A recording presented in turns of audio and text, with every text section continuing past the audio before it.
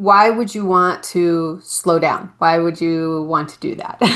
Well, as a neurodiverse woman and someone with autism, I also have a couple of other interesting quirks to do with my health as well. And in the past, I had the experience of, rushing and going into burnout and then having to crash and burn and then get up and do it again. And I was just in this cycle. So mindful movement and slowing down with the breath. Like the breath for me is like an anchor, and then that sort of feeds into the flow and mindfulness in order to, improve my health outcomes, really. Welcome to the Mindfulness and Motion Podcast, the show that helps you move beyond checklists of life and into a world of joy, meaning, and discovery. I'm Cori, your host, and I am excited to have you listeners here with us today. In this episode, we have Sarah is joining us. She's a Dru Yogi and the founder of the Kind Time Studio. We are going to explore mindfulness and movement and how this can help neurodiverse women find healing and calm. So whether you're here to navigate life or chronic conditions or simply seeking more presence in your daily routines, this is a conversation for you. Let's dive in. So Sarah, my first question as I was reading through your information in your bio and the stuff that you sent us, I wanted to understand from you, from your unique perspective, what does mindful movement mean to you? How has this shown up in your life? For me personally, I think mindful movement is about slowing down. And a lot of it for me at this time is to do with my breath and matching mindful, activity with the breath in order to slow down. What has that given you? Why would you want to slow down? Why would you want to do that? Well, as a neurodiverse woman and someone with autism, I also have a couple of other interesting quirks to do with my health as well. And in the past, I had the experience of, rushing and going into burnout and then having to crash and burn and then get up and do it again. And I was just in this cycle. So mindful movement and slowing down with the breath. Like the breath for me is like an anchor, and then that sort of feeds into the flow and mindfulness in order to, improve my health outcomes, really. Got it. I mean, when I listen to that, what it sounds like to me, and tell me if this sounds accurate to you, is that in a regular life situation, I don't know, maybe you're at work or you're having an interaction with another person and you're just going through it, answering the questions, performing, doing all the tasks. Yeah. And now when you have a moment to okay, I have a practice to get into my body, and I use my breath to help me do that, to get into my body, to slow everything down. So then I can maybe speak more clearly or be more connected to the task that I'm doing and make less errors or something like that. Does that seem? Or work sustainably and authentically and meet my body and mind where they're at before trying to change or adapt to my environment. So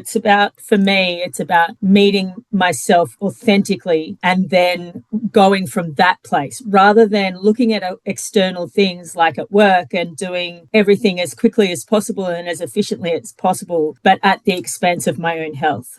So this is one of the things that caught me in your information, this meeting yourself where you're at, this kindness to yourself. I mean, I see this, one of my favorite things to talk about with swimming students who were practicing learning to swim as an adult. I say, we're going to take your perfect and whole your body as it is right now, and put it in the water and see how they interact. It's not about something's wrong with your body. It floats or it doesn't float, or whatever your belief is that might be wrong with your body, and try and force it to overcome the force of the water. The water just does what the water does. And when we allow our bodies to be perfect and whole and right a as they are, then we just bring curiosity of these two things together. And it's such healing mix. So I love, this is what I'm hearing you say that you've integrated into your life. Yeah, like it sort of becomes like an exploration, or what the word you used, curiosity, instead of, fighting against my health issues, my neurodiversity, and the world in which I live. Mm-hmm. I've just been reading because I have a child who may or may not be on the neurodiverse spectrum. That's a question mark that we're being curious about right now. And so, of course, as mom, I'm reading about it, and I really am appreciating, this is particularly around autism, but really appreciating giving space and I want to say normalcy. I don't know, you challenge me on that word if you would, but normalcy to the way that an autistic brain is formed, that this is it's a matter of allowing for, it's a good brain. But it's a matter of understanding what it is and how it does or doesn't fit with other people's brain developments, but holding good space for that. Does that seem accurate to you? Yes, strengths and interests. I think I've actually done a degree in inclusive education and disability studies, and in a former life I was a teacher specializing in special ed. And I think, basing any supports on strengths and interests is so important. And I think Dru Yoga does that in the room as well, in the yoga studio as well, because with Dru Yoga, you start with the most modified version of whatever it is you're doing. So you might start on a chair. You might start standing and moving your hands slightly, and then kind of continue on depending on, and you're constantly assessing, like, where are these people in my class at, and is this comfortable for them? And one of the main, catch cries, I guess, that I've learned through yoga was no pain, no pain. And I think Okay. Yeah. It took my brain a minute there. I'm like, I wanted to reject it. What? Yeah. Okay. Yeah. And I think when you're trying to modify the environment or the supports for people who have neurodiverse traits, you want to do it that way as well. You want to provide the support that is the most supportive and then go backwards from that. If that support is not necessary or not needed, then work backwards from that until you get to the normative or the average. I really love that. And I have not heard of that before. So I really appreciate hearing, because when I do hear yoga, I hear a lot of pain. I'm not a particularly flexible person. And so, my body's just not made that way. I have a dad who stretches every single day. And I think he gets to, mid-calf if he's reaching for his toes, and he works at it all the time, but that's just how his body is. And I have, that's what I inherited as well. So I love that you're starting from a place for everyone. Yeah. And then it becomes for the individual to be curious to them to make a modification. So this brings up a curiosity. So how are you inviting people into a different level of support or a different deepening the movement, or what kind of language are you using there to make that transition? I think you used just then two of the key words, invite and offer. So you get everyone to do the most supported move. And then you sort of say, if you would like to continue to do this, fine. If your body is interested in doing more, check in, meet yourself with kindness and respect, and then I demonstrate the next bit. And so there's no judgment with the people who are listening to their body here, and there's no judgment at the other end either. And there's no competition between the two, because the focus is on meeting your body where you are. Yeah, so good. So good. That to me is total mindfulness and motion, of meeting your body where it is. Now, one of the things that I see in the water, so we use a similar approach in terms of we make invitation to do something. We ask people, one of the questions we might say, if you're curious or if it sounds like fun to do this, we'll use fun as a kind of a litmus test. But one of the things I find is, and I know this for myself too, is I don't necessarily know, does my body want to do it or not? Like, how is there a way that you're helping people discover in themselves, like, do I want to, does my body really want that? Or is this like my competitive push or the should part of my brain, that whole saboteur part of our brain that we're really trained to dive into versus what my body needs. Do you have ways of helping people discern between those two? So we start off each class with what's called an activation, and we make that kind of fun and quite attainable to do. You know, you might shake your hands, shake your arms, shake your shoulders, that sort of thing, and go through the parts of the body, kind of waking them up. And I think that kind of movement, and you've got dynamic music on and you're starting to feel into your body. I was curious. So you're starting them with some just easy dynamic movement to get kind of the body moving, which what I hear on that, what I know about understanding people getting into their bodies is that's helping probably people feel their actual body by moving it. And this is one of the ways we start to dip in. My question was, when you're making an invitation for them to do another thing, how do they know if their body's ready for it? You come up with roadblocks for people know or don't know. Yeah. So I described the activation, and that is quite similar every time. So people know what to expect. And then there's also a thing called EBR in Dru Yoga, which is an energy block release sequence. And so I personally, for each term, and think of it like, you know, the sun sequence, you go through a series of movements and you do a particular thing in a particular order for a particular amount of time with the breath.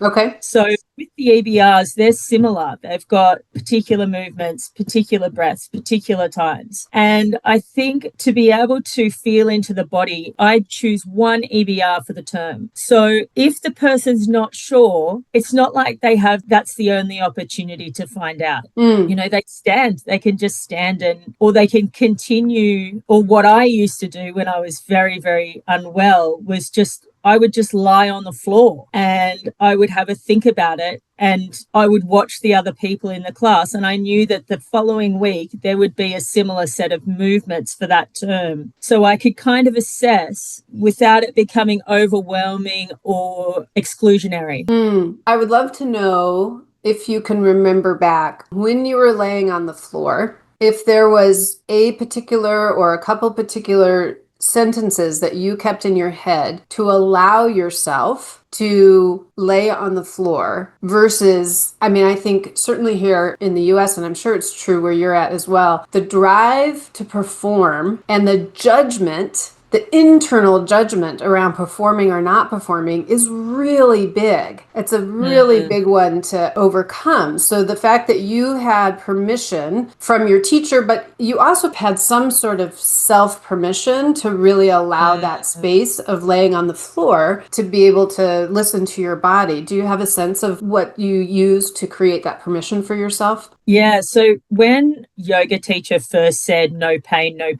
in the class, I just loved that. So I would repeat that over and over and over inside my head. And she also literally said to me, she said to the class, if anyone needs to come in and lie on the floor for the whole class, that's still yoga and that's meeting your body where you're at. So I think thought of that as I am doing yoga, like this is still yoga. It's not something else. It's just different. And then that kind of solidified that lack of competition because I wasn't worried about what anyone else was doing. And I knew my teacher was there to support me and didn't want me to hurt myself. So I had to go slow. And a couple of the classes, like after the first time she said it, so I was always rushing to class, rushing to get there. And somebody said to me, if you're rushing to class, Sarah, you're doing it wrong. I was like, okay, that's a bit harsh, but okay. So after she mentioned it to me, I actually didn't go to class for a couple of weeks. I slept in the time that I would normally go to class because I was so exhausted. I was going through IVF. I had all this physical pain and I just did that. So then when I came back into the room, lying on the floor, it was in Makrasana, which is still a yoga pose, but I was there and I counted that as a win. So it was just a totally different way of looking at it, I guess, as far as,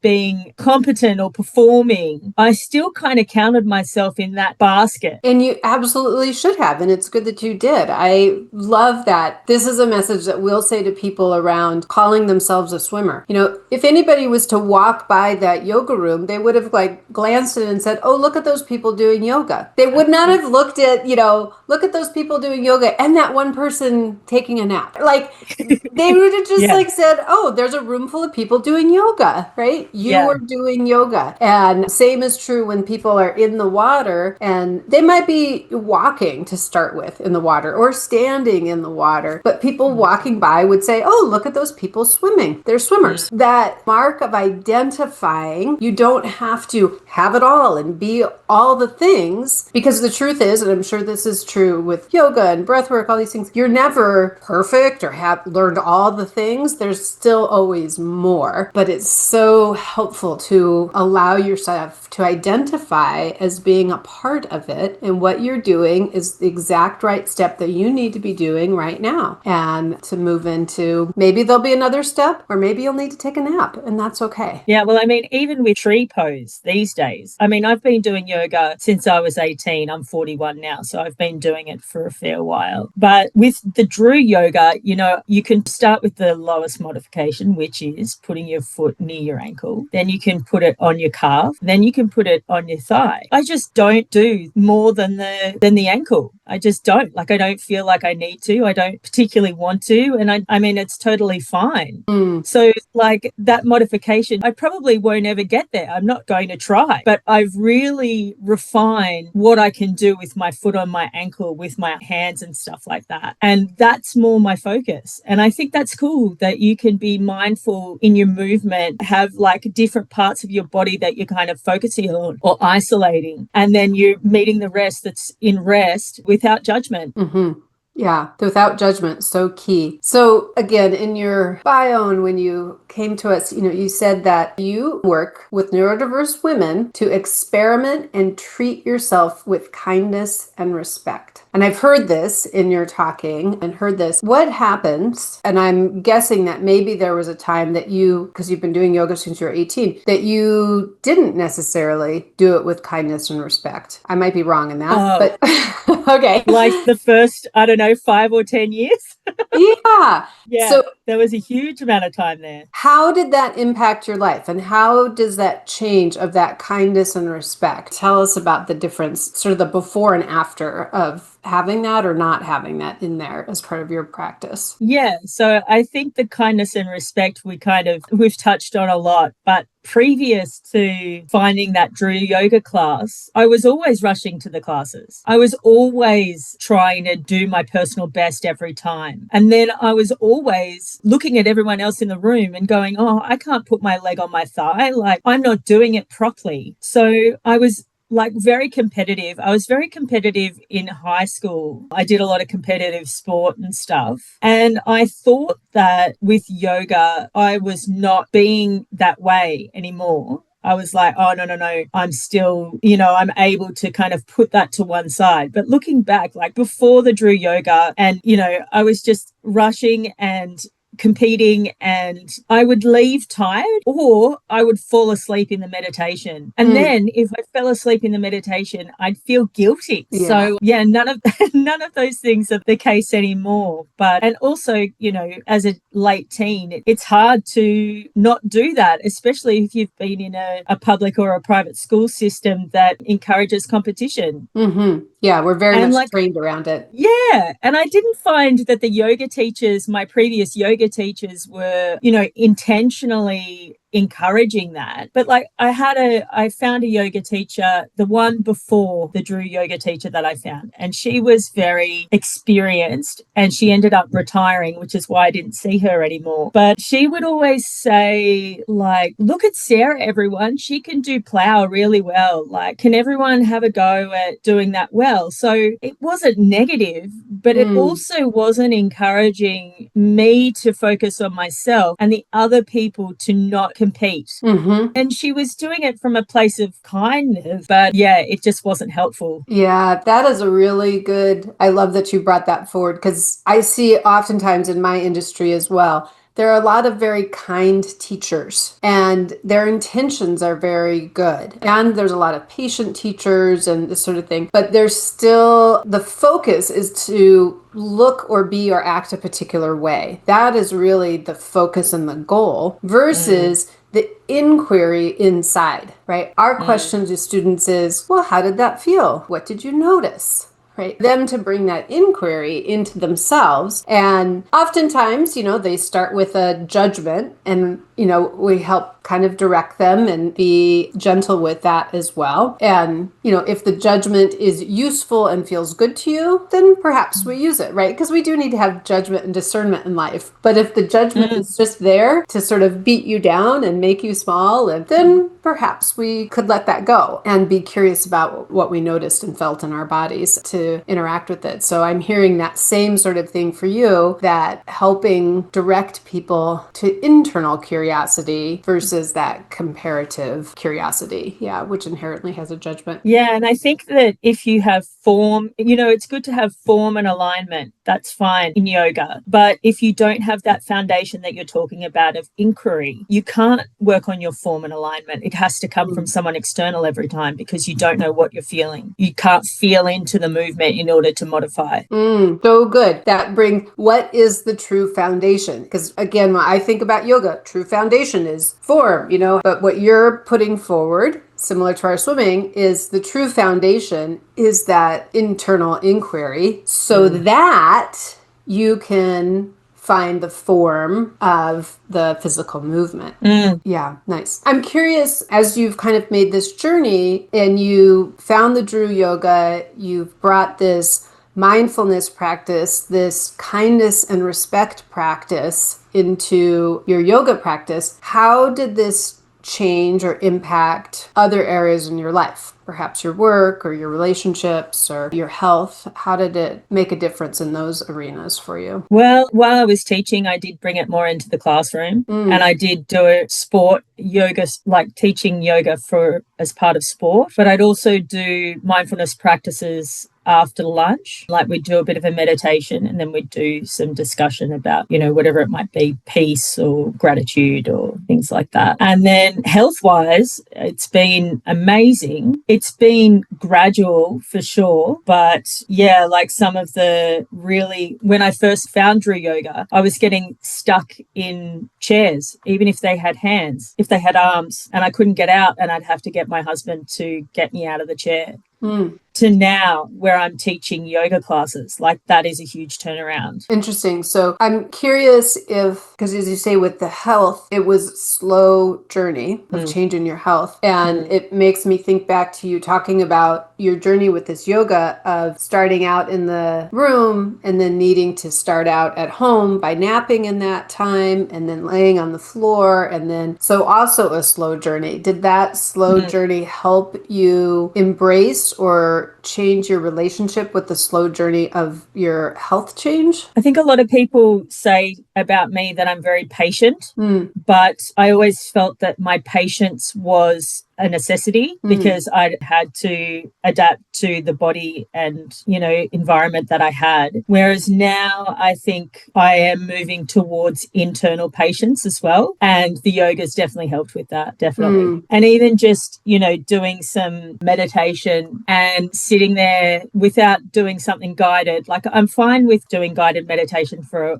quite a while, but coming back to unguided meditation and just being patient with the thoughts that are rumbling around and just sitting with that discomfort and letting it play out until my timer goes off or whatever happens. So there's a lot of skills, I think, in there that I've been able to use across several areas of my life.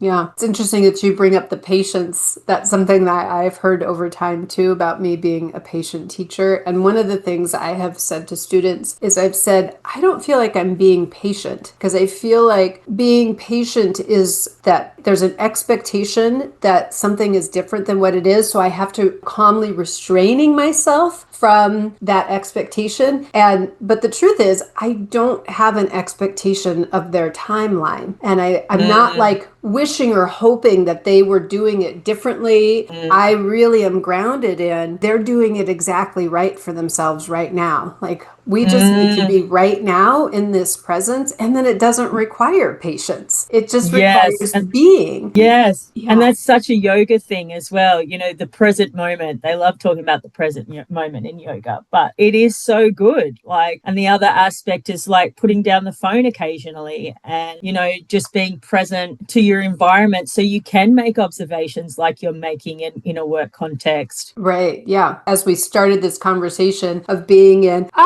chaos and overwhelm and running around like a crazy chicken versus using your breath to slow it down, be in this singular moment to then address whatever it is you need to address. Exactly. Versus trying to do all the things and worrying about all the things. Yeah. Yes. Nice. Well, Sarah, you work with people online or just in person? At the moment, I'm doing a bit of a hybrid. I'm doing online with the neurodiverse women, and then I volunteer as a yoga teacher today on a Friday. So one kind of in the in-person class kind of informs the online factor. But yeah, mostly for the purposes of this online. That's where I'm wanting to be heading, because I just figure, you know, like sometimes with people with neurodiverse quirkiness, know that they need to go to the gym, know that they need to eat properly and they should be doing meditation and blah, blah, blah, blah, blah. But, you know, it's really good to have like an online kind of center where if you're feeling overwhelmed and lacking the ability to have any more spoons or like energy or whatever, then, you know, I'm here to offer an online solution. Perfect. I love that. That is good to know. It's amazing to be able to reach people online, and particularly, I can see a safety factor for people to be able to start really low key. It's a lower anxiety. I know what you mean. There's like little barriers. Yes. Yeah. I don't have to figure out how to get there and to wear the right clothes and to worry if I'm going to fart in the middle of class or All right. Very good. Well, Sarah, where can people find you if they want to know more about? I love that you've really presented a space for neurodiverse women. And I just really love this piece of starting. I mean, it makes me even excited to think about doing yoga again, of starting fully supported and then allowing the discovery into other poses instead of the other way, having to be the person who goes and grabs all the support things. And I don't want to be disruptive and interrupting and figure it out in the middle while everybody else is doing their thing, right? So I love hearing about this. So if people want to learn more about it and know about you and follow you, where can they do that? So I'm on Instagram at Sarah Kind Time. I am on Facebook, Kind Time Studio with Sarah. And my website is www.kindtimestudio.com. So kind, Kind. Kind Time. All right, Sarah, Kind Time, and Sarah with an H. And of course, we will have all those in the show notes. So you don't have to remember how to do it, but sometimes it's nice to hear it and you can just go look for it real quick if that's what you want to do. Well, thank you so much for being here with us today. I really appreciated hearing all your insights and thinking about new way to yoga and bring more mindfulness into our lives. Thanks. Thank you.